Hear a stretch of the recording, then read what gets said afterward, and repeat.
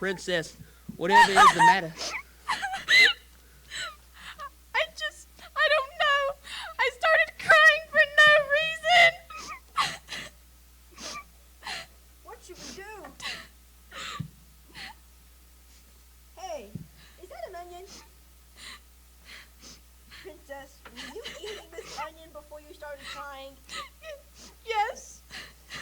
No wonder you're crying. Onions make people cry. Oh, really? I didn't know. I've never taken a bite out of one before. I was so hungry. So, you see, I went to the kitchen for a snack, but Cook was gone, and all I could find was this onion. And I thought if I used my imagination and pretended really hard that it was an apple, it would taste like an apple. But when I took a bite out of it, I started crying. And I didn't know why I was crying. And I thought I must be sad about something because people cry when they're sad. But I didn't know what I was sad about. And that made me cry even harder. And then you came. And who are you? My name is Albert. Albert. That's a nice name. I'm Gwendolyn. Oh, Princess Gwendolyn. Princess, do you remember what I told you about pretending? Yes. Pretending is fun, but don't take it too far. Take care, or you could wind up with a scar. Her imagination is a little bizarre. See, I got this scar on my chin because I was pretending to be like Jack and the Beanstalk. I imagined that I had my own special beans that I planted, and they sprouted and grew into a giant beanstalk. Only it was really just the big old oak tree in the garden. And I climbed up the beanstalk, but then I fell down all the way and hit the ground very hard and scraped up my hands and knees and hit my chin on a sharp rock. After that, Eldrick and my father told me I mustn't get carried away when I'm imagining things, or I could really hurt myself. Wow. In case you hadn't noticed, the princess has quite the imagination. What kind of things do you like pretending, Albert? Oh, well, I've always imagined what it would be like to be a knight of the square table. That's why I came here. I just arrived training me.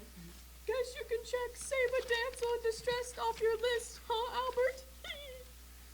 Sometimes I like to pretend I'm a knight. I imagine I'm charging into battle on my horse or fighting a fearsome dragon, but then I usually end up breaking something. Like that time I was running through the great hall and knocked over a vase and broke it. Sir Lancelot has already given me a sword fighting lesson and taught me some of the basics. I wish I could learn how to use a sword. I sure don't. But speaking of that, Albert, we ought to get back to your training.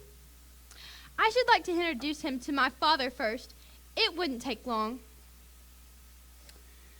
Well, I'm not so sure, Your Highness. The king is a very busy man. The king? He wouldn't mind, especially because Albert helped me. I think you'd want to meet him. I'll go get him.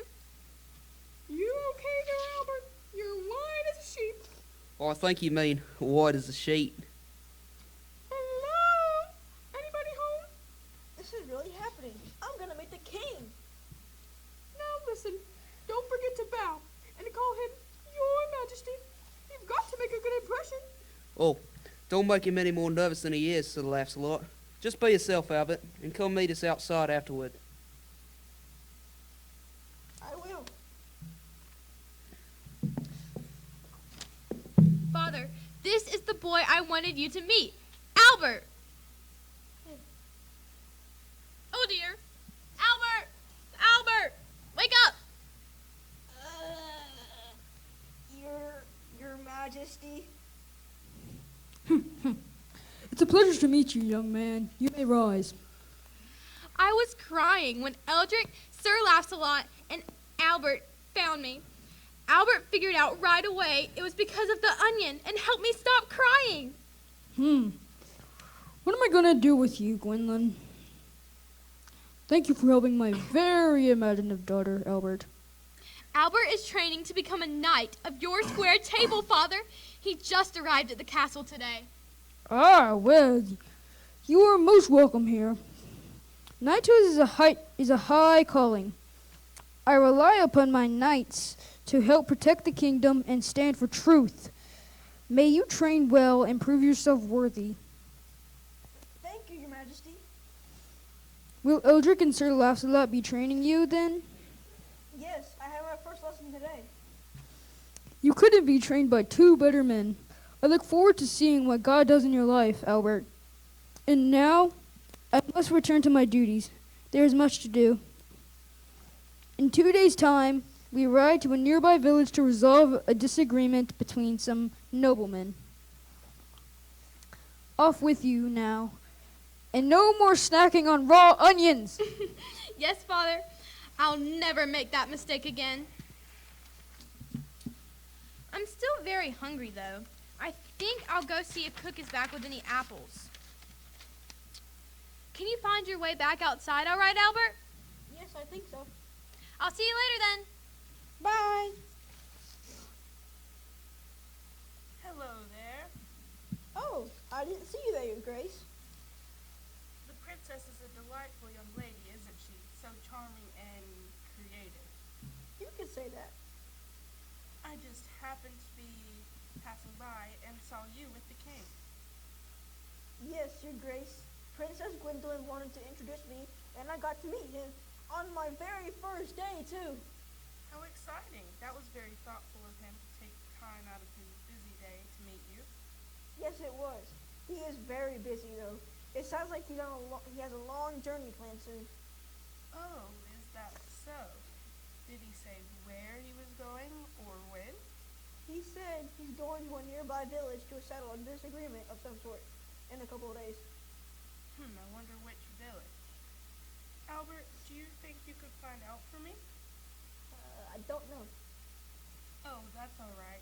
I was just wondering, I'm planning a special banquet for the king and all the nobles. If I knew where the king was going, I would know how far away it is and when he'll be back and what night I should plan the banquet. That makes sense. I can ask the princess and let you know. Oh, thank you, Albert. If you do this for me, I won't forget it. Thank you, Your Grace. Eldrick, Sir Lancelot, I'm back. Whoa!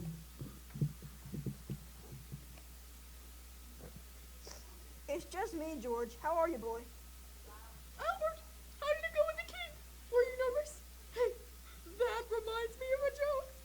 Which of the king's knights never doubted himself? Certain! You know, like, certain. Whoa! Well, I think Albert and George have had enough of your jokes for one day. You're probably right. I need some new material. Maybe Sir Percival can help. Well, I have something for you, Albert. You've dreamed your whole life of becoming a knight, but more important than becoming a knight is becoming a child of God. Now, a knight needs his armor. Well, there's another kind of armor that God gives his children to wear. It's invisible, but just as real. The first piece of that spiritual armor is the belt of truth. When you wear this belt, let it be a physical reminder to you of the spiritual armor given from God to his children. The belt of truth helps us to tell people the truth, just as God does. Stand therefore, having fastened the belt of truth with unshakable faith in God and his word. Thank you, Eldrick. I will treasure it always. But Eldrick, how do I become God's child? Let's sit down. There are two kingdoms, good and bad. The good kingdom is God's, and the bad is Satan's. When we're born into the bad kingdom. From our childhood, we disobey God's commands. That's sin. Sin is what separates us from God, from his good kingdom. But God sent his son Jesus as a perfect substitution for our sins. Jesus lived a perfect life, died in our place, and rose from the dead so we can be forgiven and be a part of God's kingdom, his good kingdom, as a child of God. We both only need to admit that we have sinned and that we need Jesus to receive God's forgiveness. If you do this, God will make you his child and give you his special armor to wear so you can have unshakable faith and stand strong against evil. I see. I have a lot to think about after today. Yes, and as you think about the things, you should study the book of truth. That's right, the special copy you gave me. I left it here on the bench. Did you see it, Eldrick? Well, I'm sorry, Albert. I haven't seen it since you give it to you. Hello, Eldrick. Hello, Albert.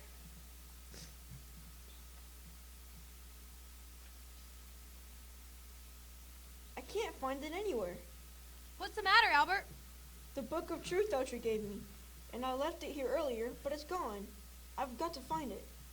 Wait up, Albert. I can help. Albert, wait. Let's think about this. Maybe you should try retracing your steps.